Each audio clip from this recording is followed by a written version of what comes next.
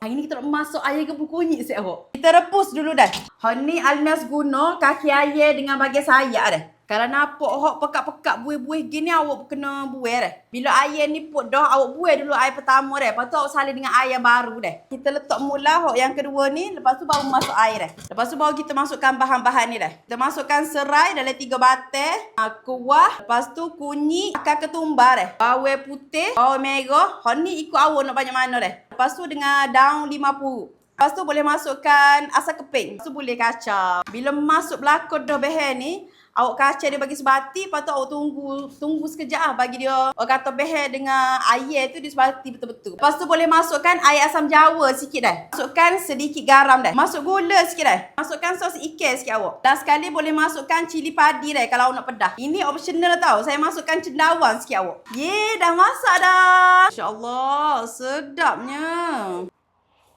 Sedap tak? Budak-budak masih suka.